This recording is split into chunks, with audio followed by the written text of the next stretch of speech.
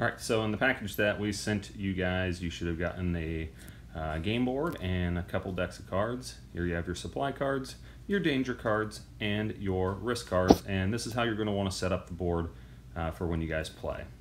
One thing we didn't add in the box are going to be game pieces, so we've used some beer caps and some rocks. But the gist of the game is you start here and then you move across the Davis Trail all the way to the end, and the goal is obviously to not die. To start the game, pick a dealer. They're going to deal out a select number of cards, which we'll talk about in just a moment. Once cards are dealt out, players can pick them up, take a look at what they've got in their supply kit. The amount of cards being dealt out is going to depend on the amount of players playing the game. And so the standard amount, like kind of the magic number we found, is roughly 32 cards being dealt at one time. But while you guys are learning to play the game, I would strongly suggest dealing out an additional 1 or 2 supplies. It's going to make for a healthier game while you're piecing together exactly how to play. So the player to the left of the dealer is going to start gameplay by drawing a danger card. And here we've got a snake bite and I need antidote.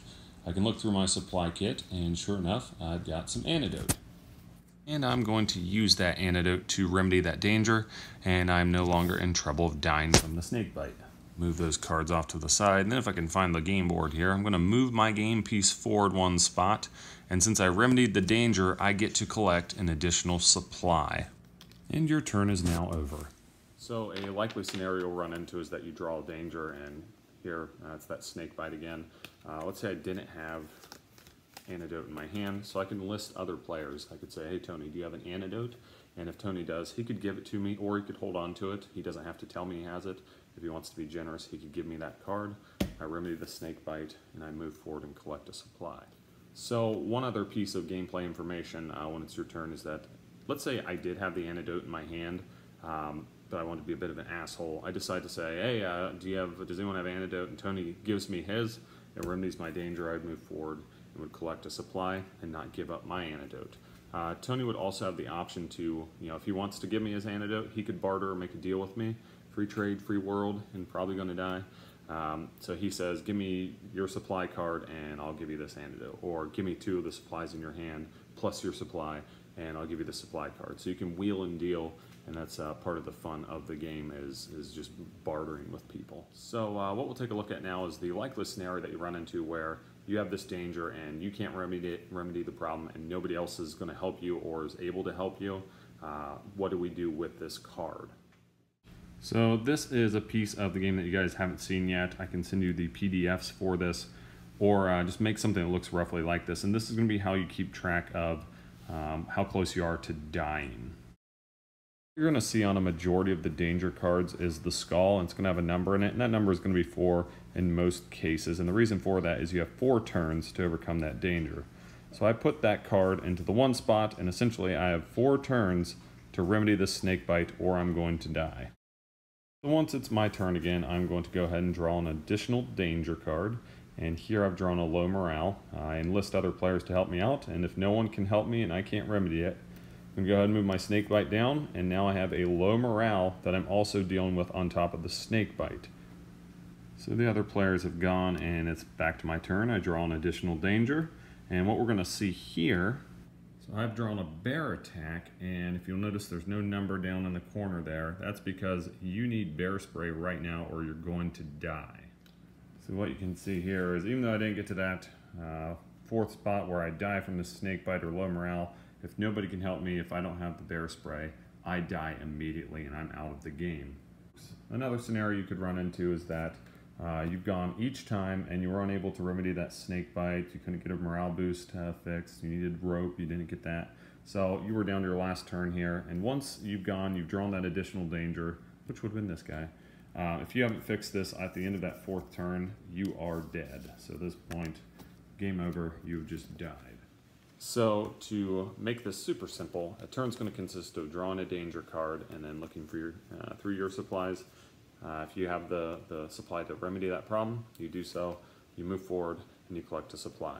If you don't have it, you ask other players to help you, and then if they can, you move forward and collect a supply.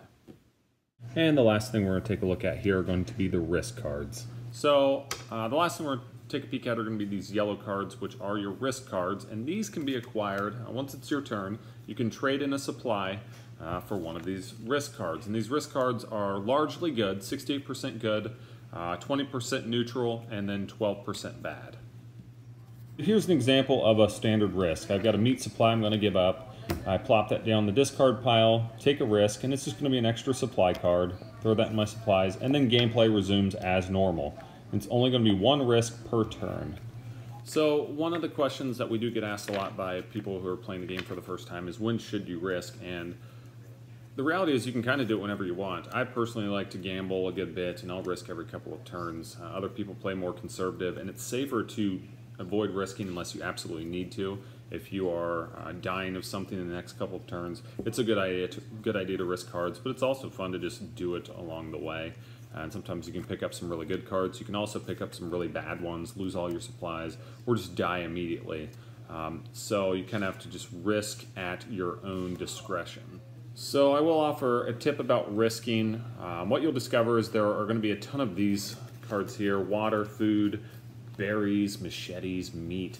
These things tend to be plentiful on the trail, so these are good to risk because you're likely to recoup those, or other people are going to have them. Then you have kind of these middle ground cards that are a little bit harder to come by: tweezers, water filter, aloe vera. So not wise to risk those necessarily, but you can. And then these are cards that you generally never want to risk unless you're just being an asshole. These are cards where if you don't have them, people die immediately. So these generally don't want to risk ever, unless you just feel like being a dick.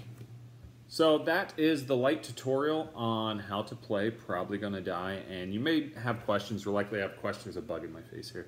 You'll likely have questions about gameplay, and I'm available virtually all the time, so feel free to call me. We can FaceTime, and I can kind of coach and assist as needed, and Kate knows how to play, so she's also a resource for that. And just give us any feedback, questions, comments. We're already like revamping boards, and we've got some really cool ideas for new cards and just different styles of gameplay. So it's this nice living, breathing thing that we're manipulating, and we're really excited to share with people. So thank you guys first and foremost for like reaching out to us and offering to play and test it. And share it with folks, and take pictures. We want to take pictures and for our social media once we get that up and running. So I hope you enjoy it, and just keep in touch. Let us know if you need any trail support. I'm your trail guide, so is Kate. So just let us know what you think, and I hope you have fun with it. Peace.